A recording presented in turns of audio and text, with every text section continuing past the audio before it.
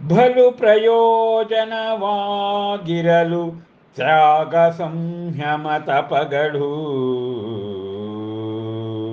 ಮಾನವ ಪಶುವೆಂದನದೆ ಎಲ್ಲರಿಗೂ ಒಂದೇ ತೆರದಲ್ಲಿ ವಿಳಂಬವಿರಧೋ ದಿಟದಿ ನಿನ್ನುದ್ಧಾರವು ಅಂತೆ ತೊಡಗಿದರೆ ನೀನು ಅಹಿಂಸಾಚರಣೆಯಲಿ ಒಳೆತಾಗುವುದು ನಿನಗೆ ಶೀಘ್ರದಲ್ಲೇ.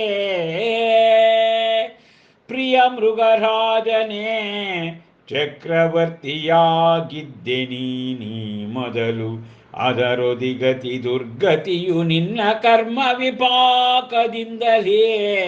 ಇಹುದೀ ಭಯಂಕರ ಮೃಗಾಕಾರವು ಆ ನಿನ್ನ ಸುಂದರಾಕಾರದ ಬದಲಾಗಿ ಇದ್ದಿತಾ ನಿನ್ನ ಭೋಗವೋ ವಿದಗ್ಧ ವಿದ್ಯಾಧರ ಸುಬುಟ ಮುನಿಗಳಂದದಿ ಅದರಿಂದುದೆಂದು ನಿನ್ನೀ ಅರಣ್ಯ ಪರಿಪಾವಾರವೋ ನರಿಕರಡಿ ಶಾರ್ಧೂಲ ಮೃಗಗಳಿಂದ ಕೂಡಿ ಇದ್ದರೊಂದು ನಿನ್ನೊಡನಿರಸಿ ಕಜನರು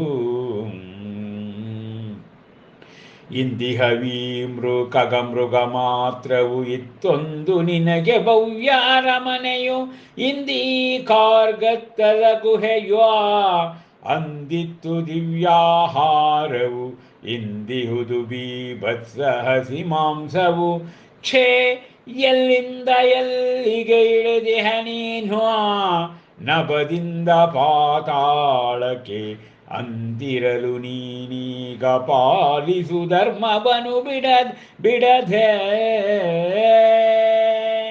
ತಿಳಿ ನೀನು ಧರ್ಮವೇ ಬಂಧು ಬಳಗವು ದೇಹಿಗಾಶ್ರಯವು ಧರ್ಮವೇ ಚೂಡಾಮಣಿ ಕಲ್ಪವೃಕ್ಷವೋ ಧರ್ಮವೇ ತವ ನಿಧಿ ಸಿದ್ಧರಸಾಯನವೋ ಧರ್ಮವೇ ಶಾಂತಿ ಕಾಂತಿಯು ಮತ್ಥಾ ಮುಕ್ತಿ ದೀಪ್ತಿಯು ಅಂತೆ ಇರಧಾವುದು ಲೋಕದಲ್ಲಿ ಈ ಧರ್ಮಕ್ಕಿಂತ ಮಿಗಿಸಾದದು.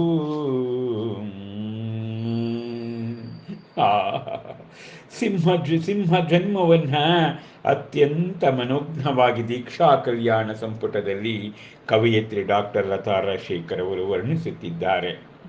ಹೇಳುತ್ತಿದ್ದಾರೆ ಆ ಸಿಂಹಕ್ಕೆ, ನೋಡಪ್ಪ, ನೀನು ಇನ್ನು 10 ಭವಗಳಲ್ಲಿ ನೀನು ತೀರ್ಥಂಕರನಾಗ್ತೀಯೇ. ನೀನು ಈಗ ನೋಡು, ಬಲು ಪ್ರಯೋಜನಕಾರಿಯಾಗಿರ್ತಕ್ಕಂಥದ್ದು ತ್ಯಾಗ, ಸಂಯಮ, ತಪಗಳು. ಮಾನವ ಪಶು ಅಂತ ಹೇಳಿದೇನೆ, ಯಾವುದೇ ಅದಕ್ಕೆ ವಿಳಂಬ ಮಾಡಿದೇನೆ ನೀನು ಅಹಿಂಸಾ ಆಚರಣೆಯಲ್ಲಿ ತೊಡಕೊಡ್ಬೇಕಪ್ಪ. ಅದರಿಂದ ನಿನಗೆ ಒಳ್ಳೆದಾಗ್ತದೆ ಶೀಘ್ರದಲ್ಲಿ ಅಂಥೇಳಿ ಜಿತಂಜಯ ಮುನಿ ಉಪದೇಶ ಮಾಡ್ತಾ ಇದ್ದಾರೆ. ಹೇಳ್ತಾರೆ ಅವರು, ಪ್ರಿಯ ಮೃಗರಾಜ, ನೀನು ಮೊದಲು ಚಕ್ರವರ್ತಿಯಾಗಿದ್ದೆ. ಆ ಚಕ್ರವರ್ತಿಯ ತದನಂತರ ನಿನಗೆ ದುರ್ಗತಿ ಕರ್ಮ ವಿಪಾಕದಿಂದ ಇಂಥ ಭಯಂಕರ ಮೃಗಾಕಾರವನ್ನು ನೀನು ಪಡ್ಕೊಂಡಿದೀಯ. ನಿನ್ನ ಸುಂದರದ ಆಕೃತಿ ಬದಲಾಗಿ ಆ ನಿನ್ನ ಭೋಗ ವಿದಗ್ಧ ವಿದ್ಯಾಧರ ಸುಪುಟ ಮುನಿಗಳಂತೆ ಇರ್ತಕ್ಕಂಥ ನೀನು ಅರಣ್ಯ ಪರಿವಾರದೊಳಗಿದೆಯಾ. ನೀನು ಮಹಾರಾಜನ ವಂಶದಲ್ಲಿದ್ದವನು, ಆಳು ಕಾಳು ಮಂತ್ರಿ ಸೇನಾಧಿಪತಿಗಳ ಜೊತೆ ಇದ್ದವನು. ಈಗ ನೀನು ಕಾಡಿನಲ್ಲಿ ನರಿ, ಕರಡಿ, ಶಾರ್ಧೂಲ ಮೃಗಗಳ ಜೊತೆ ವಾಸ ಮಾಡ್ತಾ ಇದೀಯ. ಮೊದಲು ನಿನ್ನ ಜೊತೆ ರಸಿಕ ಜನ ಇದ್ರು, ಭವ್ಯವಾದ ಅರಮನೆ ಇತ್ತು. ಆದರೆ ಈಗ ನೀನು ಕಾರ್ಗತ್ತಲಿನ ಗುಹೆಯೊಳಗೆ ನೀನು ಇದ್ದೀಯೇ.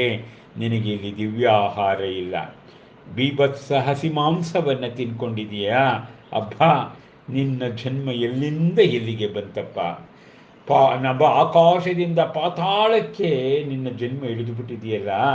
ಆದ್ದರಿಂದ ನೀನು ಧರ್ಮವನ್ನು ಪರಿಪಾಲಿಸು ಎಂದು ಆ ಜಿತಂಜಯ ಮುನಿ ಹೇಳ್ತಾ ಇದ್ದಾರೆ.